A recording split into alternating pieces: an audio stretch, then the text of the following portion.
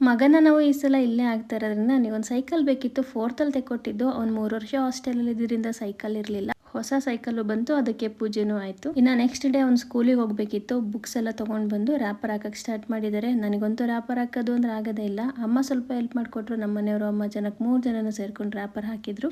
ಮನೆಯಿಂದ ಮಗ ಸ್ಕೂಲಿಗೆ ಹೋಗಿ 3 ವರ್ಷ ಆಗಿತ್ತು. ಇದು ನನಗೊಂಥರ ಹೊಸ ಅನುಭವ ಅನ್ನೋ ಥರ ಫೀಲ್ ಆಗ್ತಾ ಇದೆ. ಅವ್ನು ಮೊದಲು ಸ್ಕೂಲಿಗೆ ಹೋಗೋಗ್ಲೂ ಅಷ್ಟೇನೆ, ಮನೆ ಮರೆ ಆಗೋ ತನಕ ತಿರುಗಿ ನೋಡ್ಕೊಂಡು ಬಾಯ್ ಮಾಡ್ಕೊಂಡೇ ಹೋಗ್ತಾ ಇದ್ದ. ಅದೆಲ್ಲ ನೆನಪಾಗ್ತಾ ಇತ್ತು. ಅವನನ್ನು ನಾವು ಸ್ಕೂಲಿಗೆ ಸೇರಿಸಿರೋದು ಹಾಸನ್ ಪಬ್ಲಿಕ್ ಸ್ಕೂಲು. ನಮ್ಮ ಮನೆ ಪಕ್ಕನೇ, ನಮಗೆ ತುಂಬ ಕನ್ವಿನಿಯೆಂಟ್ ಆಗುತ್ತೆ ಅಂತಾನೆ ಆ ಸ್ಕೂಲಿಗೆ ನಾವು ಹಾಕಿದ್ವಿ. ತುಂಬ ವರ್ಷದಿಂದ ಸ್ಕೂಲಿಗೆ ಹೋಗ್ತಿದ್ರು.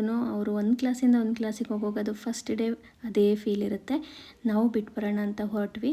ಅವನು ರೆಡಿಯಾಗಿ ಬಂದ. ಯೂನಿಫಾರ್ಮಲ್ಲಿ ಒಳ್ಳೆ ಮುದ್ದಾಗಿ ಕಾಣಿಸ್ತಾ ಇತ್ತು ನನ್ನ ಮಗ. ಹಾಸ್ಟೆಲಿಗೆ ಆಗಿದ್ದರೆ ಇನ್ನೊಂದು 15 ಡೇಸ್ ಇರ್ತಾ ಇದ್ದ ಮನೇಲೆ.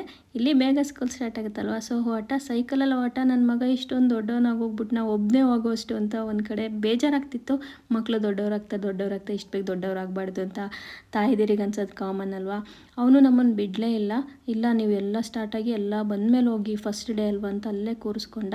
ಮಕ್ಕಳು ಫಸ್ಟ್ ಡೇ ಸ್ಕೂಲಿಗೆ ಹೋಗುವಾಗ ತಂದೆ ತಾಯಿ ಫೀಲಿಂಗ್ಸು ಸೇಮ್ ಇರುತ್ತೆ. ಎಲ್ಲ ಮಕ್ಕಳಿಗೂ ಸ್ಕೂಲ್ ಸ್ಟಾರ್ಟ್ ಆಗಿದೆ, ಎಲ್ಲ ಮಕ್ಕಳು ಒಂದು ಪಾಸಿಟಿವ್ ವೈಬಿಂದನೇ ಸ್ಕೂಲ್ಗೆ ಹೋಗಿರ್ತಾರೆ. ಎಲ್ಲ ಮಕ್ಕಳಿಗೂ ಒಳ್ಳೆಯದಾಗಲಿ. Thank you.